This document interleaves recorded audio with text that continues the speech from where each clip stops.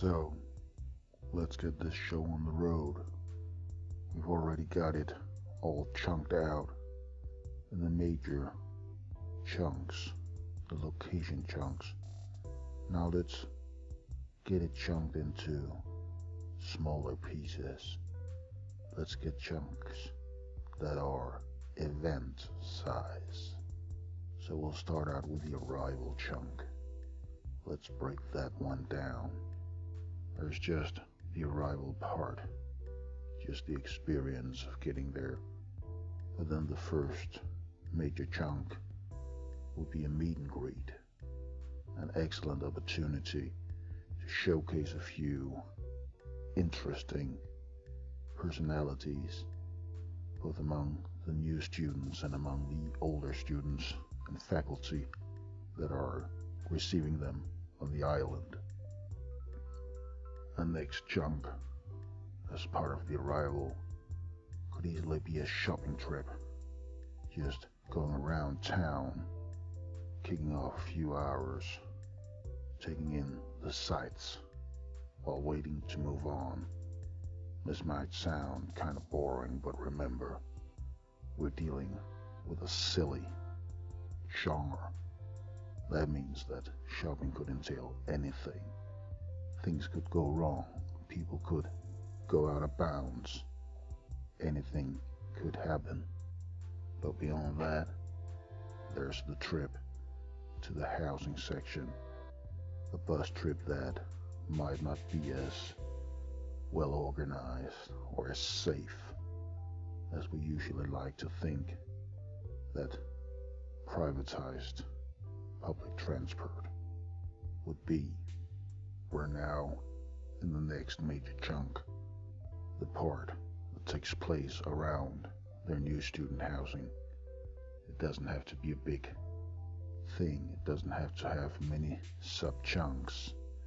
This is not a major part of the story, but it's a good way to introduce everything and to get to know the people we're dealing with a bit better. The two main characters, Jeffrey and Lewis, should already be more or less recognizable by the audience, but this lets them bounce off of a few of their future neighbors. It also lets us see a few of those things that will come in handy later on, knowledge that will be useful to us, knowledge about the whole spice used as a deterrent from eating certain things that don't belong to you.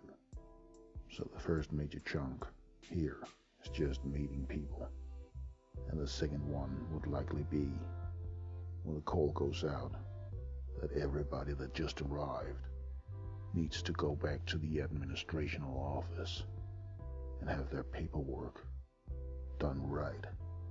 And that sets everything in motion.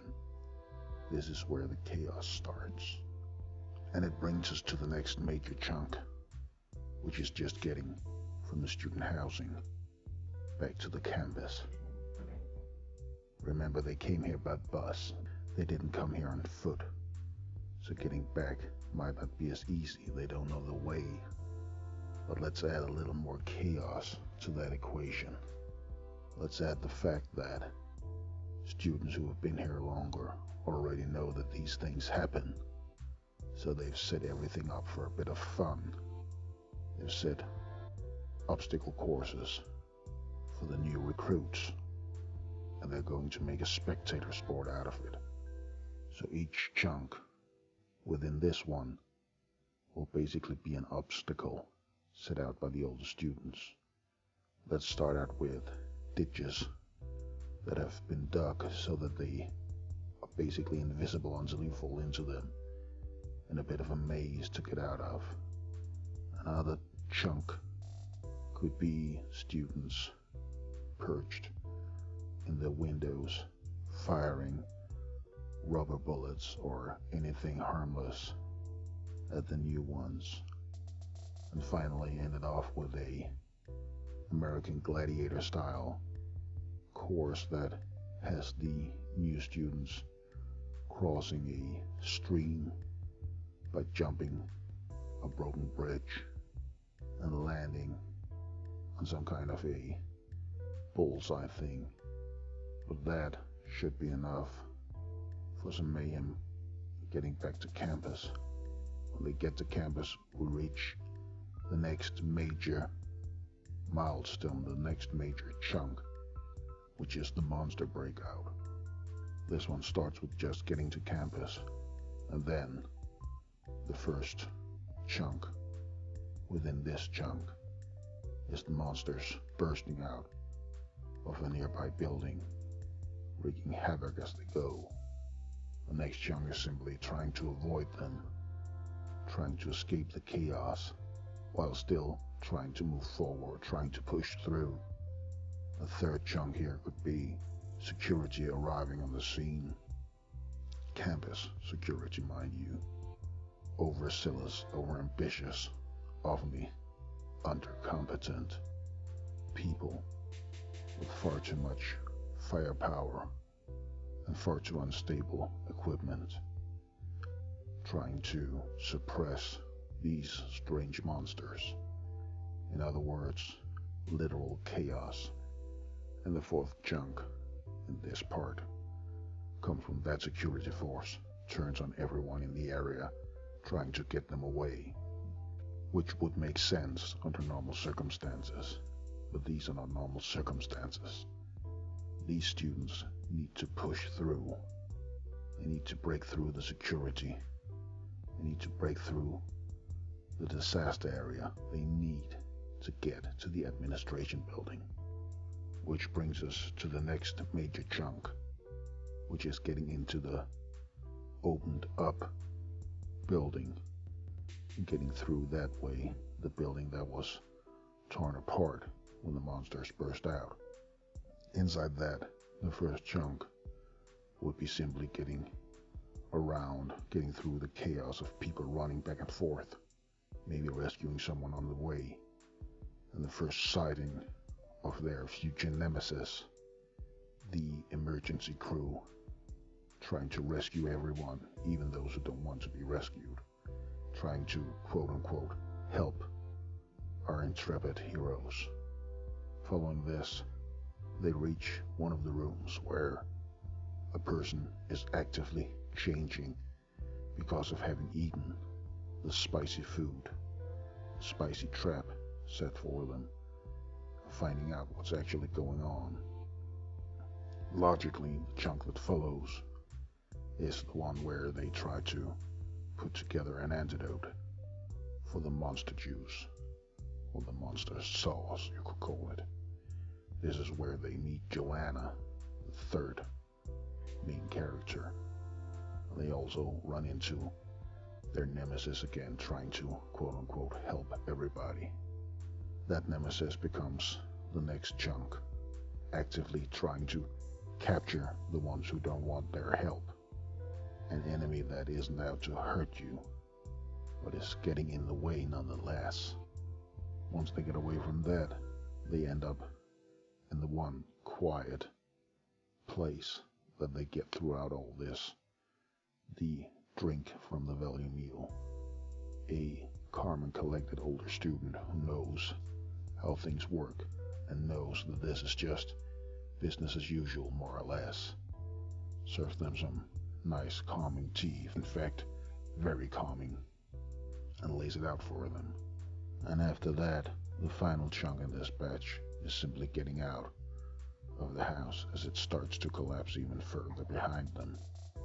That brings us through the major part of the story, and they now arrive at the administrational building for the next major chunk, which sees them having to battle the bureaucracy of the academy.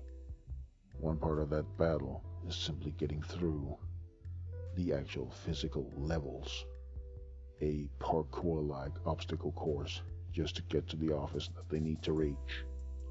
And a second chunk in this part is dealing with those in the office when they finally reach it, arguing, stating their case, finding out that they are still missing a vital part of their paperwork. and they need to get to the person who needs to provide it to them. That brings us to the next to last major chunk, in which they have to get to the person that needs to sign their paperwork, but that person is currently under medical care in the medical emergency facilities attached to the academy. So they need to get through that, which is made a lot more difficult in that they aren't allowed access. So the first chunk under this one is going to be sneaking in, probably disguised as someone who's supposed to be there. And of course that means having to interact with people there and making them believe that you belong. Somewhere in that, we reach the next chunk under this one, which is that their nemesis, who is still trying to quote-unquote help them, is of course there in the medical facility and recognizes them, and it all turns into a hunt through the facility. The third chunk under this one is when they finally find the person they're looking for, and they have to hold down the fort as the person signs the papers. And finally there's getting out from the facility, which is made extra difficult when they realize that this is a silly genre, meaning that nurses are combat trained, doctors armed, and the whole thing is trapped, making it hard to get out, something that would be ridiculous anywhere, but which belongs in a silly medical facility. And once that is over, they can finally enter the final major chunk, which is just turning in the paperwork and ending the madness. One chunk under this, of course, is that their nemesis finally catches up with them, and the moment they think everything is over, they wake up in the recovery room under emergency care. But what they needed to do has been done. So this is just the final punchline. Story over.